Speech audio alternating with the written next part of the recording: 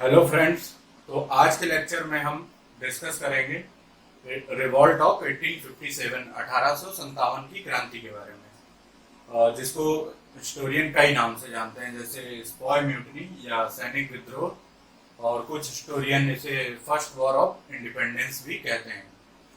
तो इसमें हम देखते हैं कि बैटल ऑफ प्लासी के बाद, आफ्टर बैटल ऑफ प्लासी जो कि 1757 1757 में हुआ था, उसके बाद से ये सबसे बड़ा मेजर रिवॉल्ट था 1857 क्रांति।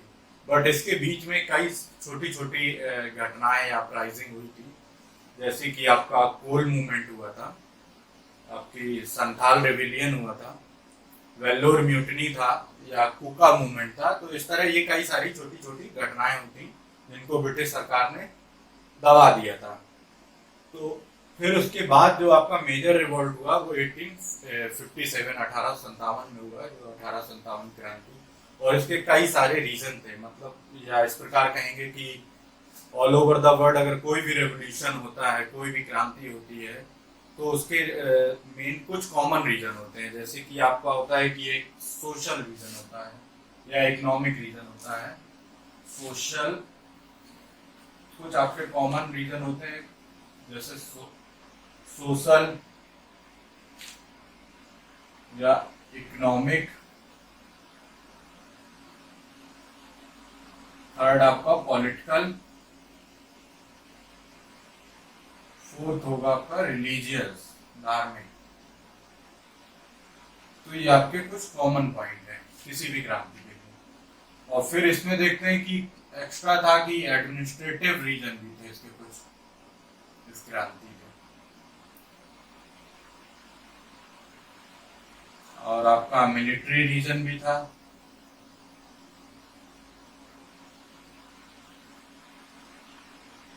एक आपका था इमीडिएट रीजन, जिसको कह सकते हैं।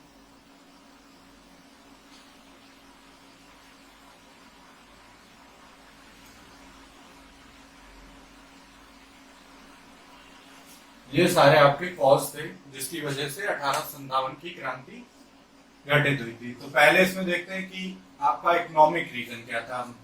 इकोनॉमिक रीजन में था कि ब्रिटिश सरकार की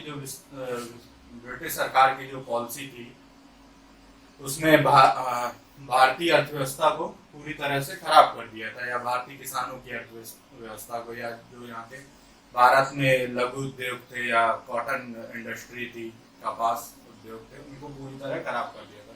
क्योंकि पहला इसमें था कि जो ब्रिटिश से सामान आता था, ब्रिटेन से जो सामान आता था, उस पर बहुत कम टैक्स लगाया जाता था या ड्यूटी फ्री होते थे, जिससे वो भारत में अपना अच्छा व्यापार करते थे और जो भारत की बनी हुई चीजें थी वो उससे कॉम्पीट नहीं कर सकती थी, और जिससे उनका मार्केट डाउन हो गया।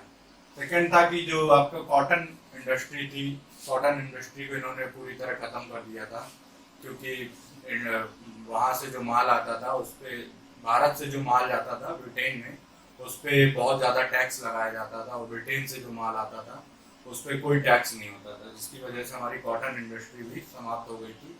और एक कह सकते हैं कि जो रेल का डेवलपमेंट ऑफ रेल हुआ, जिसकी वजह से एक रीजन ये भी था कि जिसकी वजह से कई छोटे छोटे या दूरगामी इलाकों में भी इनका सामान पहुंचने लगा, और जिससे जो छोटे गांव के जो कुटीर उद्योग थे या लघु उद्योग थे वो भी खत्म हो गए थे। और इनकी पॉलिसी थी, जो किसानों पे इन्होंने बहुत ज्यादा कर लगाया था, मतलब रेवेन्यू सिस्टम में आप देखेंगे तो बहुत ज्यादा इन्होंने कर किसानों पे लगाया, जिससे उनकी भी दशा बहुत दयनीय हो गई थी। कर ना चुकाने पर उनकी जमीन भी छीन ली जाती थी, मतलब लैंड ट्रांसफरेबल होती थी, भूमि हस्तांतरण का जो नियम होता था उसकी वजह से कई सारे किसानों की जमीनें छीन ली गई थी। तो ये एक रीजन था जिससे किसान और जो व्यापारी वर्ग था भारत का, वो बहुत ज्यादा चुप था, मतलब दुखी था अंग्रेजों की इस नीति से, पॉलिसी से।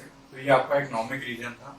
दूसरा आपका देखेंगे सोशल रीजन था। सोशल रीजन में था कि जो भारतीय होते थे, भारतीय सैनिक होते थे या भारतीय होते थे, उनके साथ बहुत ज्यादा दुर्व्यवहार होता था, मतलब उनको रेशियल डिस्क्रिमिनेशन का सामना करना पड़ता था, और उनको कोई भी वेल पेड जो जॉब्स थी, जो अच्छी जॉबें होती थी, ऊंचे पदों पे उनको भारतीयों को नहीं लिया जाता था, और उनका जो वेतन होता था ये भी कम होता था। ये आपका सोशल रीजन था। तीसरा देखते हैं पॉलिटिकल रीजन। राजनीतिक रीजन था कि आपका इसमें कई सारे इन्होंने ऐसी पॉलिसी लेके आए थे, एक्ट लेके आए थे, जैसे था आपका था सब्सिडरी अलायंस,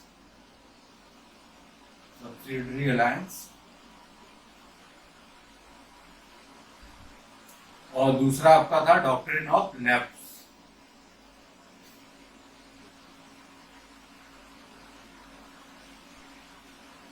जो सब्सिडरी अलायंस था ये लॉर्ड वेलेस्ली के द्वारा इसको लागू किया गया था, और इसको ये जो थ्योरी प्रतिपादित की थी, फाउंडर जो थे वो आपके फ्रांसीसी गवर्नर थे डुप्लेक्स, उनके द्वारा दिया गया था ये सिद्धांत। बट इसको भारत में लॉर्ड वेलेस्ली ने लागू किया था। और डॉक्ट्रिन ऑफ लैप्स जो था ये लॉर्ड डलहौजी के द्वारा लागू किया गया था। इसको व्यक्तिगत का सिद्धांत भी बोलते हैं, जिसमें था आपका कि अगर कोई भी भारतीय राजा हो जिनके कोई अगर पुत्र नहीं है, लीगल सक्सेशन नहीं है, तो वो किसी भी मतलब बच्चे को गोद नहीं ले सकते थे, अडॉप्ट नहीं कर सकते। तो इस प्रक्रिया को इन्होंने खारिज कर दिया, और गोद ना लेने की वजह से जो भी भारतीयों का जो भारतीय राजाओं का जो स्टेट होता था, राज्य होता था, वो कंपनी को चला जाता था। तो इसकी वजह से कई राजाओं के मतलब राज छिन गए थे। जैसे आपका झांसी था, लक्ष्मीबाई गंगाधर राव की जो विधवा थी, गंगाधर राव जी की पत्नी थी रानी लक्ष्मीबाई, इनका स्टेट था झांसी, वो भी इसी पॉलिसी के तहत चला गया था। झांसी, उदयपुर, संभलपुर और सतारा, तो इन सब राज्यों को कंपनी ने डॉक्ट्रिन ऑफ लैप्स की नीति से हड़प लिया था। और आपका चौथा रीजन था वो रिलीजियस था, जिसमें कई सारे ऐसे इन लोगों ने इंट्रोड्यूस किया, कई सारे एक्ट या पॉलिसी को, जिससे भारतीयों को लगता था कि ये हमारी धार्मिक भावनाओं को ठेस पहुंचा रहे हैं या धार्मिक मामलों में हस्तक्षेप कर रहे हैं, जिसकी वजह से एक ये भी एक ग्राउंड था। जैसे इसमें था कि रिलीजियस में था कि पहले आपका ये एक एक्ट लेके आए जिसको बोलते हैं रिलीजियस डिसएबिलिटीज एक्ट। Religious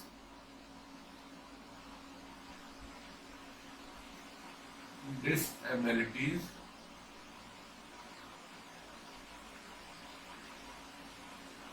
act 1850।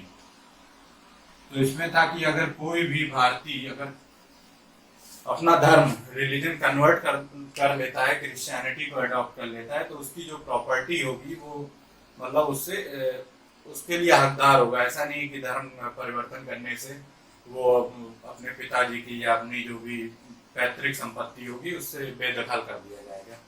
तो ये एक रीजन था, इससे भारतीयों को लगता था कि ये, और दूसरा रीजन था आपका जो क्रिश्चियन मिशनरीज थे, ये ईसाई धर्म के प्रचारक थे, वो भारतीयों को लगता था कि ये हमारा धर्म कन्वर्ट करवाना चाह रहे, धर्म परिवर्तन करवाना चाहते हैं। और तीसरा था कि इन्होंने कई सारे रूल लेके आए थे, जैसे एवोल्यूशन ऑफ सती था, एवोल्यूशन ऑफ सती, तो एवोल्यूशन ऑफ सती और विडो रीमैरिज एक्ट।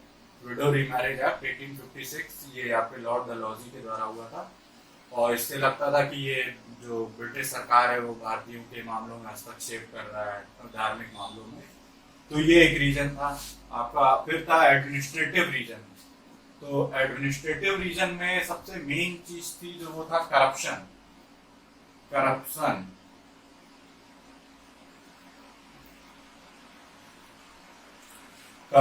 क्या था? बहुत ज्यादा करप्शन था आपके छोटे लेवल पे, मतलब जैसे पुलिस लेवल पे या जुडिशरी लेवल पे। तो ये आपका एक रीजन था एडमिनिस्ट्रेटिव में। और जो बड़े बड़े पद होते थे वो भारतीयों को नहीं मिल पाते थे, तो उनके साथ डिस्क्रिमिनेशन होता था, और उनको बहुत ही मतलब 7 रुपए मंथली पे उनको जॉब दी जाती थी, 7 रुपीज इनकम होती थी इन अ मंथ। और आपका जो तो 6 आपका जो रीजन था वो मिलिट्री रीजन था। तो मिलिट्री रीजन में देखते हैं कि in the mid of 18th century, 18वीं सेंचुरी के मध्य काल में, कि भारतीयों को पूरी स्वतंत्रता दी गई थी कि वो अपनी कास्ट और मतलब रिलीजन के बेस पे जो भी उनका ट्रेडिशन या कस्टम है उसको पूरा फॉलो कर सकते हैं। लेकिन बाद में कंपनी ने मतलब सेना में यूनिफॉर्मिटी लाने के लिए कई सारे बदलाव किए, जिसके चलते मतलब भारतीयों को लगता था, भारतीय सैनिकों को लगता था कि हमारी स्वतंत्रता को छीना जा रहा है। तो इसमें देखते हैं कि और इनके कुछ इकोनॉमिक ग्रीवांसेस भी थे कि भारतीय सैनिकों को, जैसे कि आपका इंडियन लॉर्ड डलहौजी एक एक्ट लेके आए थे, इंडियन पोस्ट ऑफिस एक्ट 1854। तो जिसमें ये था कि अगर कोई भी भारतीय सैनिक कोई भी लेटर लिखता है अपने घर वालों को या किसी को भी कोई भी पत्र लिखने पे जो फीस चार्ज की जाती, जो कि पहले ये फ्री था। बाद में आपका एक एक्ट आया, जनरल सर्विस इनलिस्टमेंट एक्ट 1856 1856, और इसको लाया गया था लॉर्ड कैनिंग के द्वारा। लॉर्ड कैनिंग आपके गवर्नर जनरल थे जब 1857 की क्रांति हुई थी, उस दौरान आपके लॉर्ड कैनिंग आपके गवर्नर जनरल थे। तो जनरल सर्विस इनलिस्टमेंट एक्ट में ये था कि कंपनी मतलब भारतीयों को कहीं भी मतलब आउट ऑफ इंडिया, भारत के बाहर भी डिप्लॉय कर सकती थी, ये नियम लाया गया। तो और भारतीयों को और मतलब बाहर डिप्लॉय कर सकती है, तथा जो भी फॉरेन अलाउंसेज होंगे, जो भी भत्ता होगा, वो भी बंद कर दिया था कंपनी ने। तो भारतीयों को लगता था कि अगर वो भारत के बाहर कोई भी समुद्र पार करेंगे तो उनका धर्म या उनकी जात धर्म का भ्रष्ट हो जाएगा, तो जिससे उनकी मतलब भावना आहत हुई। और ये आपका मिलिट्री रीजन था। आपका सबसे लास्ट है इमीडिएट रीजन, और ये सबसे मोस्ट इम्पोर्टेंट है क्योंकि इसी की वजह से 1857 क्रांति शुरुआत हुई थी। जैसे इसमें रीजन था कि कंपनी ने कुछ राइफल्स मंगाई थी जिनको इनफील्ड राइफल बोलते थे, और इसमें जो कारतूस होता था, जो कार्ट्रिज होते थे, तो उसमें जो उसके आगे वाले हिस्से को, आगे वाले पार्ट को दांतों से काटना होता था, जिसमें कहते थे कि गाय और सुअर की चर्बी का यूज होता था। उसको मुंह से काटने पर उसका जो मसाला होता था वो बंदूक की नली में भरा जाता था। तो इससे क्या होता था कि जो गाय थी वो हिंदुओं के लिए बहुत पवित्र मानी जाती है, और जो सुअर होता है वो मुसलमानों के लिए वर्जित होता है, मतलब उसकी हत्या। तो इसीलिए ये इमीडिएट रीजन था, क्योंकि वहां पे जो 34 बटालियन थी बैरकपुर की 34 बटालियन का एक सैनिक था मंगल पांडे, जिसने इन कारतूसों को चलाने के विरोध किया, और 29 अप्रैल को उसने विरोध किया, और मतलब अंग्रेजों ने उसको मना करने को, उसको मारने या पकड़ने के लिए आगे बढ़े, तो उन्होंने कुछ अंग्रेज सैनिकों की हत्या कर दी, जिससे बाद में उनको 8 अप्रैल को उनको फांसी की सजा भी दी गई थी मंगल पांडे को। तो ये आपका इमीडिएट रीजन था। और इसके बाद मतलब कई जगह मतलब सैनिक विद्रोह होना शुरू हो गए, और आपके 10 मई 1857 में ये पूरे भारत में मतलब कई जगह सैनिक विद्रोह शुरू हो गया। जैसे मेरठ में शुरू हुआ, तो मेरठ में कई सारे अंग्रेजों की हत्या कर दी गई, और बाद में मेरठ से सैनिक दिल्ली के लिए रवाना हो गए, और दिल्ली में कई सारे अंग्रेजों की हत्या की, और दिल्ली में इन्होंने कब्जा कर लिया। तो इस प्रकार ये 1857 क्रांति की शुरुआत थी। तो इसके बाद देखेंगे कई और जगहों से, मतलब जैसे कानपुर, लखनऊ, बिहार, तो इन जगहों से कई लोगों ने मतलब इसको लीड किया था। जैसे कि आपको बताते हैं, तो आपके कानपुर से थे, कानपुर से आपके नाना साहेब ने इसको लीड किया था 1857 क्रांति को। जैसे कानपुर नाना साहेब, झांसी में महारानी लक्ष्मीबाई,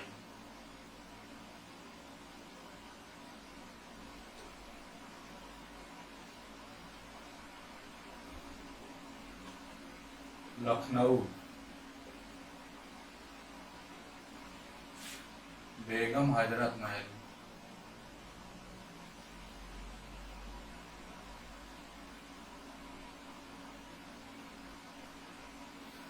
फैजाबाद, ये आपकी मौलवी साहब थे अहमदुल्ला,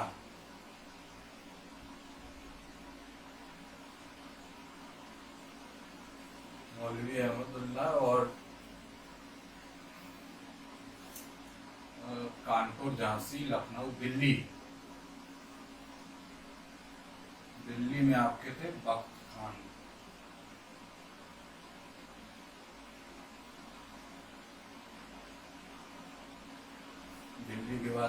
बिहार, बिहार से आपके कुंवर सिंह। तो आप देखेंगे कि कानपुर से 1857 क्रांति का जो नेतृत्व किया था वो नाना साहब ने किया था। नाना साहब आपके जो आखिरी पेशवा थे बाजीराव, बाजीराव बाजीराव सेकंड, ये इनके दत्तक पुत्र थे। और इनको कंपनी ने पूना से मतलब बाहर भेज दिया था, मतलब कानपुर भेज दिया था पेंशन दे के, और इनके राज्य को हड़प दिया था। और झांसी में जो लीड कर रही थी वो महारानी लक्ष्मीबाई थी, क्योंकि यहाँ से भी इनका भी जो राज था वो कंपनी ने मतलब अपने में मिला लिया था। और रानी लक्ष्मीबाई आपकी गंगाधर राव जी की पत्नी थी। गंगाधर राव जी मतलब इनकी मृत्यु हो गई थी और ये उनकी विधवा पत्नी थी। और बाद में लखनऊ जो थे, लखनऊ से आपकी बेगम हजरत महल, बेगम हजरत महल यहाँ से लीड कर रही थी। और इन्होंने लखनऊ में अपना, इनका जो पुत्र था बिरजिस बिरजिस कादिर, इसको इन्होंने नवाब घोषित कर दिया था। और फैजाबाद से आपके मौलवी अहमदुल्लाह जो थे आपके बेसिकली मद्रास से थे, बट फैजाबाद में आके शिफ्ट हो गए थे, इन्होंने यहाँ से लीड किया था। और दिल्ली में आपके वक्त खान और बहादुर शाह,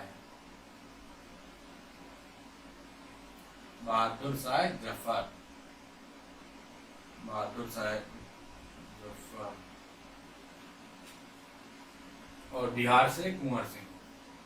तो इस जो क्रांति, ये जो क्रांति हुई थी, इसका जो मेन पूरा मतलब पूरी तरह से जो नेतृत्व किया था वो बहादुर शाह ने किया था। क्योंकि सारे जो भी राजा थे या रजवाड़े थे या जो कॉमन लोग थे, सबने बहादुर शाह जफर की तरह, बहादुर शाह जफर आपके मुगल शासक थे, सबसे लास्ट मुगल शासक थे, तो इनको क्रांति का नेतृत्व प्रदान किया गया था। और इनकी उस वक्त उम्र जो आपकी थी वो 78 या 80 के बीच में रही होगी, तो इन्होंने यहाँ से लीड किया था।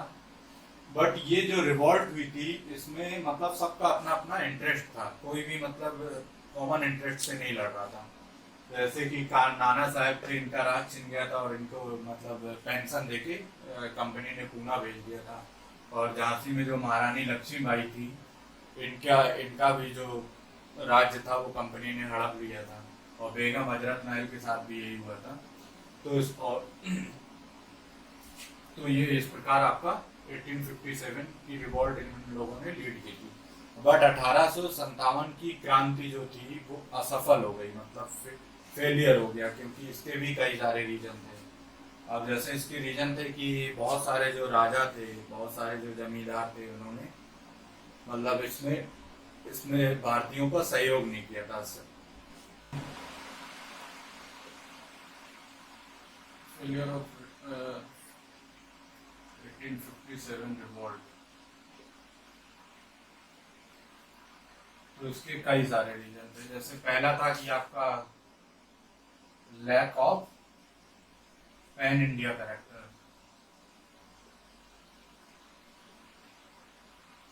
Pan India character.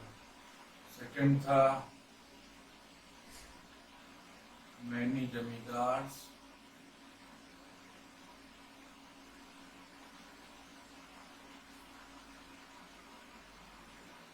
did not participate.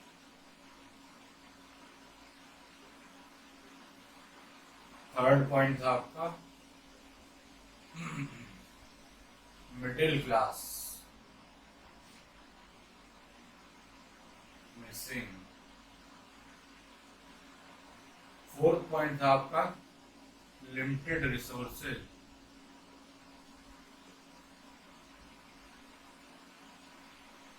Fifth था आपका नो लीडरशिप।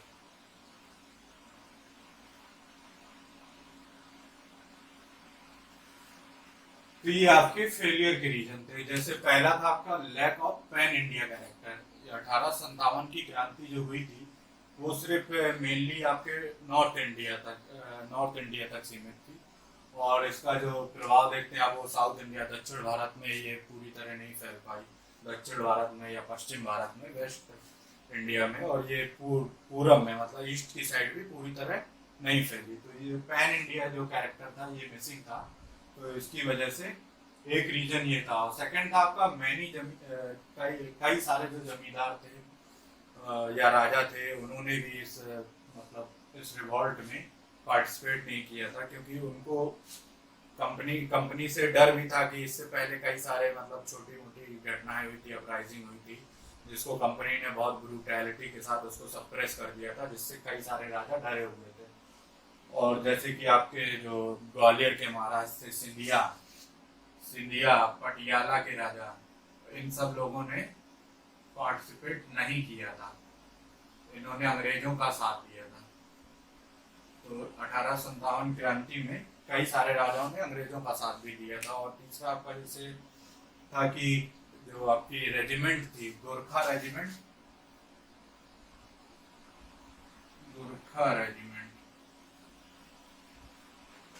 और आपका सिख रेजिमेंट जो थी,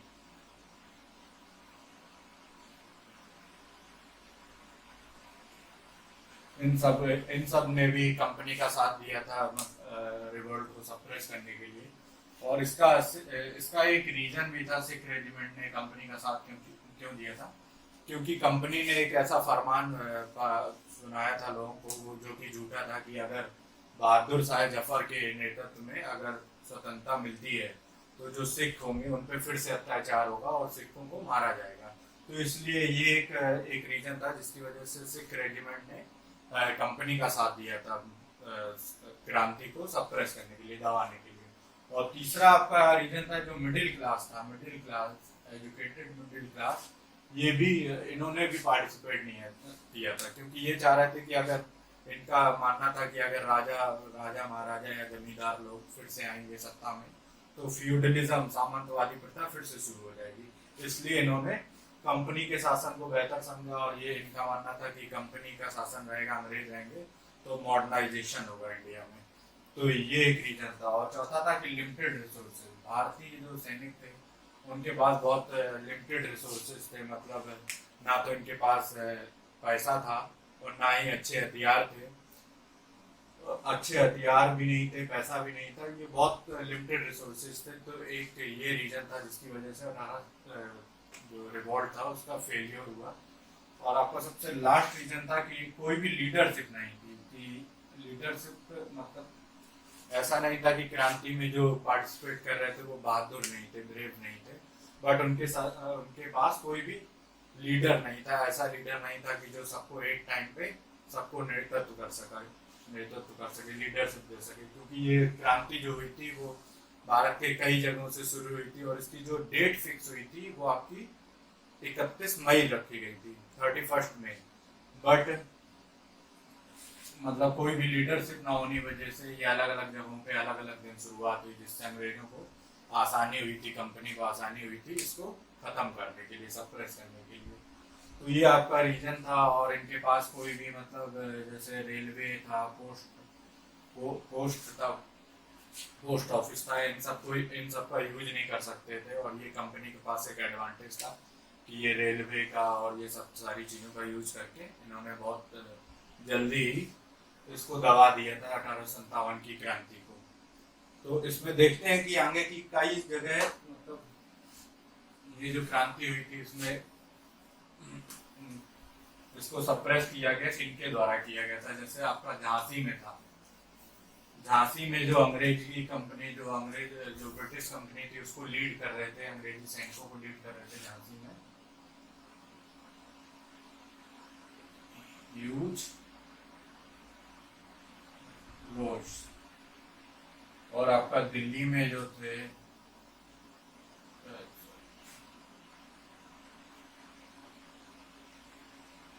लखनऊ में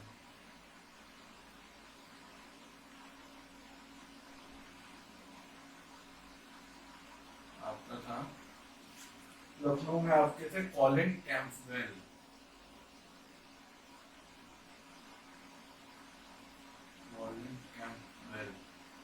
और कानपुर में भी यही थे। और दिल्ली में आपके जो थे जॉन निकोलसन।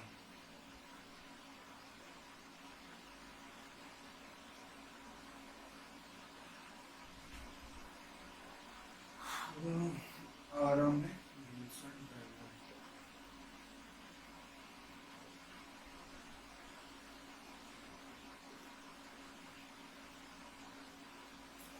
तो हम देखते हैं कि कंपनी को सप्रेस करने के लिए अंग्रेजी जो अंग्रेजों की जो लीडरशिप थी वो हर जगह अलग थी। जैसे झांसी में आपके जो लीड कर रहे थे अंग्रेजी सेना को वो ह्यूज रोज थे। जो मणिकर्णिका मूवी अगर देखी होगी तो उसमें उनको दिखाया गया है ह्यूज रोज को। और लखनऊ में जो थे वो कॉलिन कैम्पबेल, और कानपुर में भी इन्हीं के द्वारा आपकी जो क्रांति को सप्रेस किया गया और जो यहाँ के लीडर थे उनको मतलब कई सारे लोगों को फांसी की सजा दे दी गई थी। और जो आपके कानपुर में आपके जो नाना साहिब थे, नाना साहिब आपके नेपाल चले गए थे। और जो लखनऊ में आपकी बेगम हजरत महल थी ये भी नेपाल चली गई थी। बेगम हजरत महल नेपाल भाग गई थी। और दिल्ली में आपके जो थे वो लीड कर रहे थे वो जॉन निकोलसन थे। जॉन निकोलसन की बाद में मृत्यु भी हो गई थी। और आरा बिहार में जो लीड कर रहे थे अंग्रेजी सेना को वो विल्सन टाइलर थे। इनका नाम इसलिए बता रहे हैं क्योंकि ये एग्जाम में पूछ लेता है कि झांसी में अंग्रेजी सेना को लीड कर रहे थे उनका नाम क्या है, या लखनऊ में, तो इसलिए हमने बताया। ठीक है, इसके बाद हम देखते हैं कि 1857 की क्रांति के कॉन्सिक्वेंसेस क्या थे। उसके समापन के बाद उसमें क्या बदलाव किए गए कंपनी शासन में, तो ये भी देखते हैं। फिर उसके बाद देखते हैं कि कॉन्सिक्वेंसेस ऑफ 1857 1857 की क्रांति के परिणाम क्या थे। क्योंकि ब्रिटिश सरकार ने 1858 में इसको पूरी तरह सप्रेस कर दिया गया था। बाद में छोटी मोटी घटनाएं हुई थी। तो इसमें क्योंकि ब्रिटिश सरकार को समझ आ गया था कि हमें कुछ ना कुछ अपनी नीतियों में परिवर्तन करना होगा, इसके लिए उन्होंने government of India act 1858 introduce किया था। गवर्नमेंट ऑफ इंडिया एक्ट 1858 जिसको बेटरमेंट ऑफ इंडिया भी बोलते हैं, बेटरमेंट ऑफ इंडिया। और इसमें था कि पहला इसमें प्रोविजन थे कि 1857 की क्रांति के बाद मतलब 1858 के एक्ट में सबसे पहला था कि जो अब कंपनी का शासन होगा वो अब ट्रांसफर होके ब्रिटिश क्राउन के अधीन चला जाएगा। तो जो ट्रांसफर ऑफ पावर थी वो कंपनी से ब्रिटिश क्राउन को चली जाएगी। और सेकंड था कि जो आपके गवर्नर जनरल थे उनको एक डेजिग्नेशन मिला, नया डेजिग्नेशन, जिसको 1858 एक्ट में 1858 में वॉयसराय बोलने लगी। तो वॉयसराय नाम मिला था। इससे पहले आप जो गवर्नर जनरल बोला जाता था। तो आपके जो भारत के पहले वॉयसराय थे वो आपके लॉर्ड कैनिंग ही थे, लॉर्ड कैनिंग। तो लॉर्ड कैनिंग आपके पहले वॉयसराय के रूप में बने थे। और थर्ड पॉइंट था कि इन्होंने वो इस एक्ट में आया कि जो भी आपकी ब्रिटिश की जो विस्तारवादी पॉलिसी है, एक्सपेंशनरी पॉलिसी है, उसको खत्म किया जाएगा। और जो भारतीय राजा होंगे उनको भी डिग्निफाई मतलब उनको भी सम्मान दिया जाएगा। चौथा इसमें पॉइंट था कि जो भी आपकी फ्रीडम ऑफ रिलीजन है ये सारे भारतीयों को दी जाएगी। धर्म की स्वतंत्रता का पालन किया जाएगा। तो ये और जो डुअल गवर्नमेंट का जो वो था, डुअल गवर्नमेंट, इसको एबलिश कर दिया गया, इसको खत्म कर दिया गया था इस एक्ट के तहत। डुअल गवर्नमेंट जिसमें आपके बोर्ड ऑफ कंट्रोल और बोर्ड ऑफ डायरेक्टर ये थे, तो इनको खत्म कर दिया गया था। और सबसे इम्पोर्टेंट एक था कि सेक्रेटरी ऑफ स्टेट का अपॉइंटमेंट हुआ। ये सेक्रेटरी ऑफ स्टेट जो होता था वो ब्रिटिश पार्लियामेंट का मेंबर होता था और ब्रिटिश पार्लियामेंट का ये मेंबर होता था। और ये ब्रिटिश क्राउन के अंडर में काम करता था। तो ये आपके 1858 के एक्ट के अंतर्गत ये सब हुआ था। उसको हम डायग्राम से देखते हैं।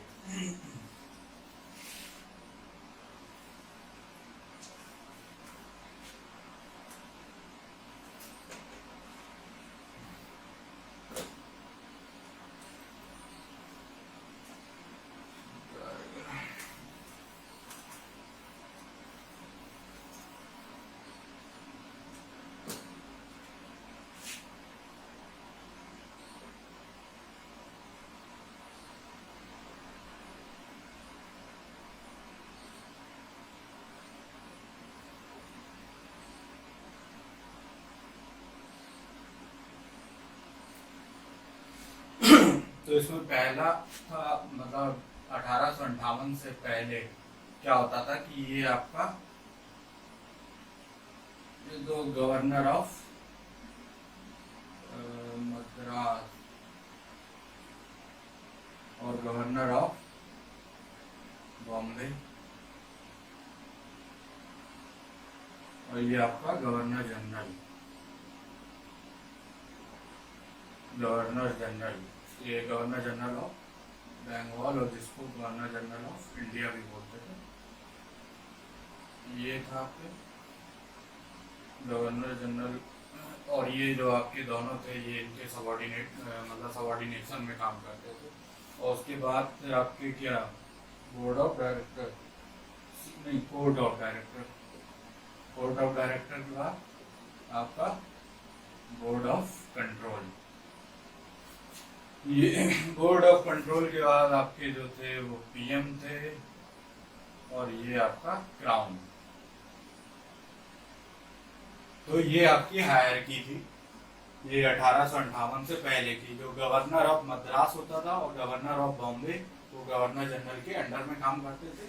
और उसके बाद सीओडी, कोर्ट ऑफ डायरेक्टर, फिर बोर्ड ऑफ कंट्रोल, फिर पीएम और फिर क्राउन। और बट 1858 के एक्ट के बाद इसमें जो परिवर्तन हुआ था वो था कि आपका जो governor of Madras, governor of Bombay, और आपका यहाँ पे आ गया वायसराय। वायसराय के बाद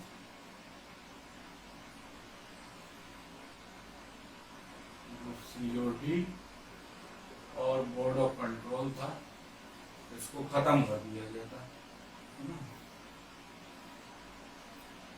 रिमूव कर दिया गया था। और इनकी जगह जो आए थे वो कौन थे? Secretary of state.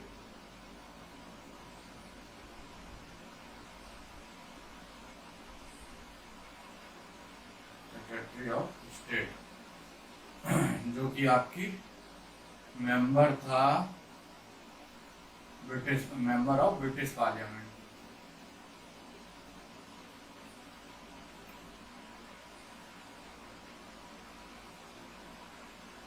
जो कि आपका मेंबर होता था ब्रिटिश पार्लियामेंट के, और ये फिर इसके बाद आपके पीएम होता था, और फिर क्राउन। तो ये आपका हायरकी थी 1858 में, और 1858 के पहले ये था। तो ये आपका 1857 की क्रांति यहीं पे खत्म हो गई। तो नाउ थैंक यू। और अगर लेक्चर आपको अच्छा लगा हो तो please subscribe my channel Gautam academy, और प्लीज कमेंट और लाइक कीजिएगा। Okay, thank you so much.